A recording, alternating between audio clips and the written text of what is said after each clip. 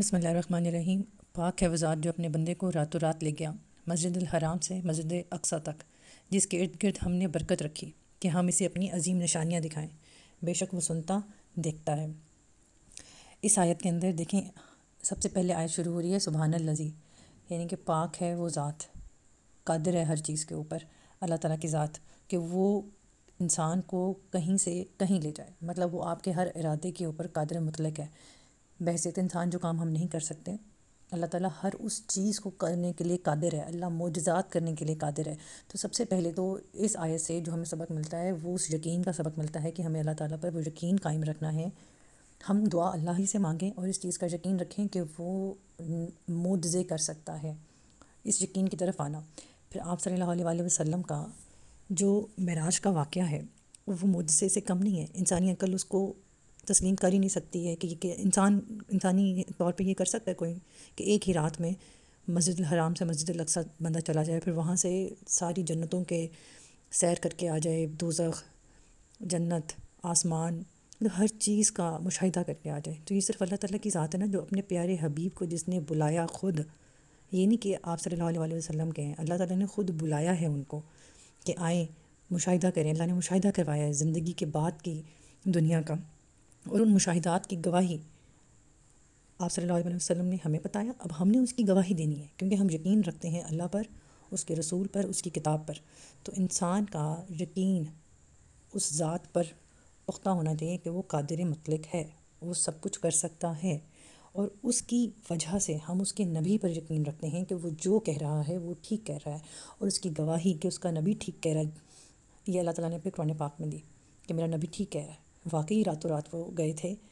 اور اس سارا واقعہ پیش آیا تھا، مطلب سبحان اللہ کتنی پیاری بات ہے نا۔ ابھی آپ یہ دیکھیں کہ اس وقت آپ صلی اللہ علیہ وسلم پتہ نہیں کن حالات میں تھے، جن کے کفار تنگ کر رہے تھے،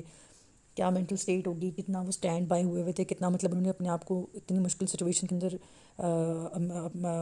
مستحق رکھا ہوا تھا۔ تو اللہ تعالیٰ نے کتنا پیارا گفٹ دیا شب معراج کی صورت میں نا، اور ہم لوگوں کو کتنی پیاری چیز دکھا دی ان کے وایا سے، دکھا بھی دی اور سمجھا بھی دی اور وارن بھی کر دیا کہ ہمیں اپنے لیے آسانیاں پیدا کرنی ہیں کہ ہم اس آفٹر لائف کے بیڈ اینگل میں نہ جائیں، دوزخ میں نہ جائیں، اپنے آپ کو اتنا سدھاریں، درست کرنے کی کوشش کریں کہ ہمیں کیا وہ کام کرنا ہے جس سے اللہ راضی ہوگا، اور وہ کیا کام ہے جس سے ہم جنت میں جا سکتے ہیں، دوزخ سے بچ سکتے ہیں۔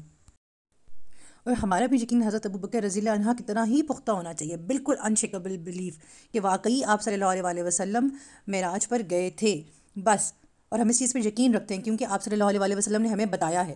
اور اس چیز کی گواہی قرآن پاک نے دے دی۔ اس سے آگے تو کوئی بات ہی نہیں۔ جب گواہی نہیں بھی تھی تو بھی حضرت ابوبکر رضی اللہ عنہ نے کہا کہ بس اگر محمد نے کہا ہے صلی اللہ علیہ وسلم نے تو بس یہ ہے ہی ہے۔ تو اس طرح کا یقین اگر ہم اپنے اندر بھی پیدا کریں گے تو ہی ہم اللہ کو پیارے ہوں گے انشاءاللہ۔ یعنی کہ سب سے پہلا لیسن کیا ہو گیا ہمارا، امپاسبل کو پاسبل کرنے کی گواہی،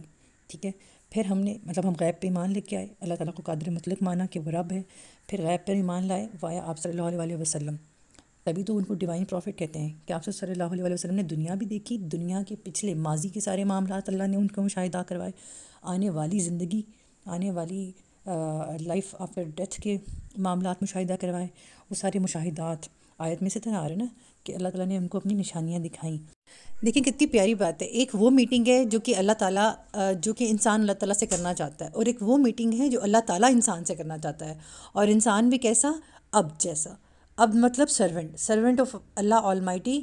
از دا گریٹسٹ اسٹیٹس آف رسول اللہ صلی اللہ علیہ وسلم، یعنی کہ اللہ تعالیٰ کا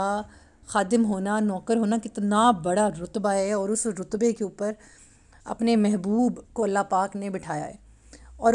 خصوصاً اس آیت میں عبد کا لفظ بھی اسی لیے استعمال ہوا ہے، ورنہ بہت ساری جگہوں پہ اللہ تعالیٰ نے آپ صلی اللہ علیہ وسلم کو نبی رسول کر کے بلایا ہے۔ اب آپ یہ دیکھیں کہ اللہ تعالیٰ کو کتنا پیار، کتنا پیارا رشتہ ہے یہ والا، کتنا پیارا اللہ تعالیٰ کو آپ صلی اللہ علیہ وسلم سے کتنی محبت ہے کہ اللہ تعالیٰ نے خود ان کو بلایا اوپر اپنے پاس، ان کو مشاہدات، نشانیاں دکھائیں،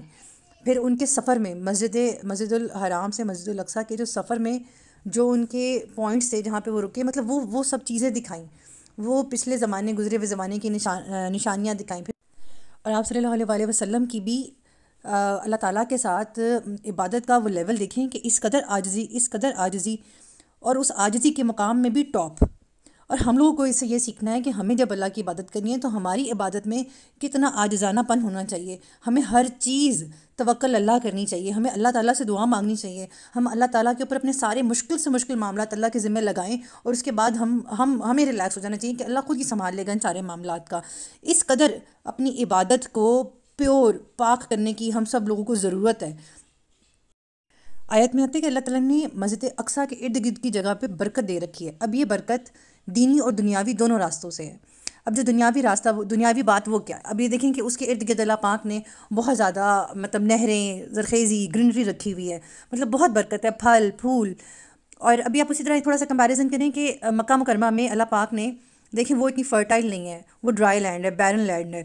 اور دوسری انڈرسٹینڈنگ یہ ہے کہ یہ جو ایریا ہے نا، مطلب روحانی طور کے اوپر دیکھیں کہ اس ایریا کا ایک حصہ بھی ایسا نہیں ہے جہاں پر کسی پیغمبر نے نماز نہ پڑھی ہو. یعنی کہ اس ایریا کے اوپر اللہ تعالیٰ کی اوپر کی برکت ہے، خصوصاً برکت ہے اس معاملے میں کہ یہاں پر تمام انبیاء آئے. ان انبیاء نے اپنا وقت گزارا. مطلب ان کے انبیاء کی برکتیں اس جگہ پر پائی جاتی ہیں. اتنی پیاری یہ زمین ہمیں ہونی چاہیے، اس قدر خوبصورت، اس قدر پیاری، جان سے پیاری یہ زمین ہونی چاہیے.